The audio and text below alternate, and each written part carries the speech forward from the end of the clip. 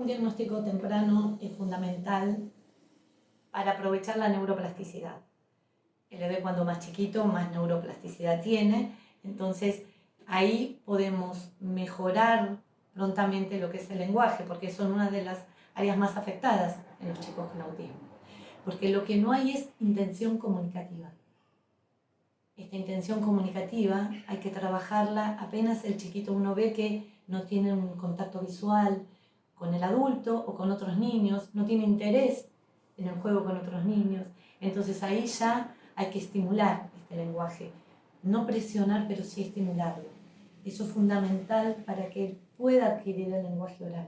Después se verá si hay que corregir algo del lenguaje, si hay que corregir pronunciación, pero que un chico logre un lenguaje oral, ahí ya podemos trabajar después con que pueda expresar sus sentimientos. Hay muchas estrategias que se pueden utilizar.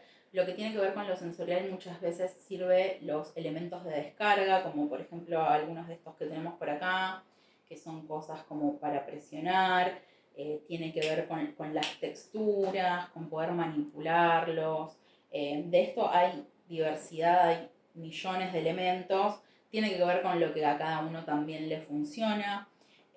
Para la desregulación de los sonidos también, o lo sensorial desde ese lado, se pueden usar los canceladores, que son como unos auriculares que se ponen y cancelan el sonido. Eso suele ser muy efectivo también.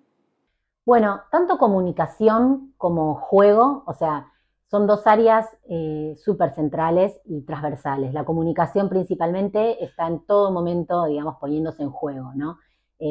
Muchas veces en el alumnado, digamos, los niños y jóvenes diagnosticados dentro del espectro autista, nos encontramos, por supuesto, que una de las características es los desafíos en la comunicación. Entonces es un eje a trabajar constantemente. Estamos trabajando alfabetización, estamos trabajando comunicación, estamos trabajando habilidades matemáticas, se está trabajando la comunicación. Muy ricos son los espacios de juego. Entonces, bueno, algo bien concreto que hacemos cuando queremos estamos jugando, ¿no? Y queremos que se desarrolle más, en mayor medida la comunicación, que el niño joven tenga que expresar lo que quiere, es por ejemplo, entregar un juego incompleto, que le falte una parte troncal del juego, digamos, que para empezar a jugar falte algo. Entonces va a tener que venir la demanda. Y ahí, ¿no? Jugamos con eso. O quizás brindar un material como puede ser un libro de cuentos y dos o tres, y en algún momento retirar alguno, ¿no? De esto, como generar la falta en sí, en síntesis sería generar la falta evidente que tenga que hacer que el niño joven nos comunique lo que quiere, ¿no? Al principio, obvio, uno con el gesto accede, pero a medida que va avanzando el tratamiento, las exigencias son mayores también, y bueno, esperamos que aparezca la palabra, y hasta que la palabra no aparece, no damos la pieza que falta. Cuando sabemos que la palabra puede estar, ¿no?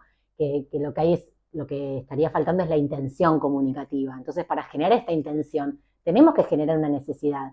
Si yo no tengo necesidad de hablar, no voy a hablar. Entonces, principalmente en los niños y jóvenes con TEA, esto es clave y es troncal. Siempre damos un espacio para el juego. Y hay distintos tipos de juego, ¿no? Por supuesto. Un juego más dirigido, un juego más libre.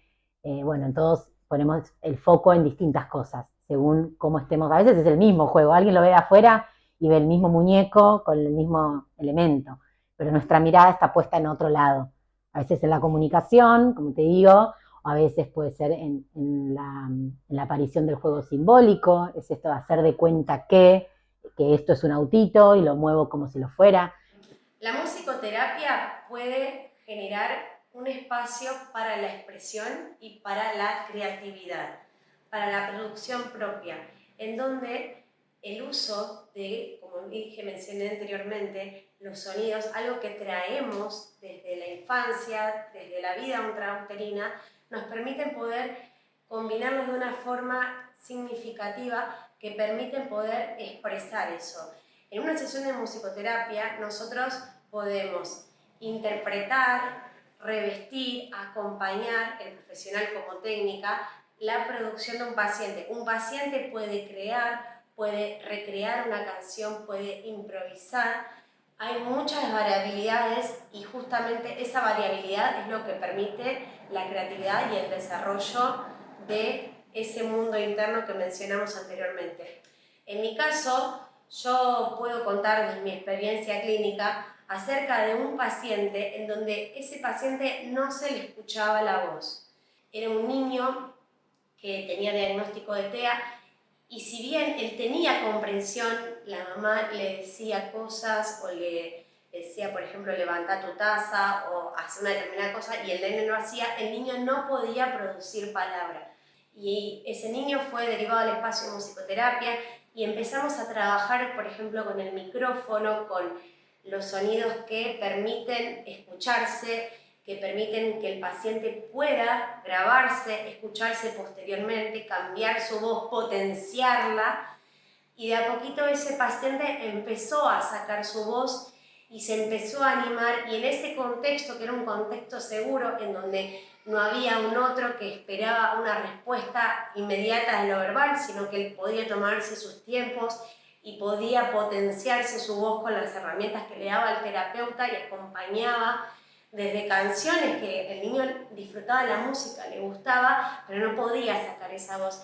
Y a partir de las sesiones del tratamiento que se realizó, a fin de año el niño pudo decirle mamá, pudo decir papá. Entonces hay una voz que está escondida y que tiene que ponerse en palabras, ¿no? En sonidos. Bueno, las principales diferencias, como mencioné antes, que se está estudiando, es que realmente hay diferencias en determinadas áreas, la área prefrontal, la parte límbica, pero también hay en la conectividad, hay diferencias.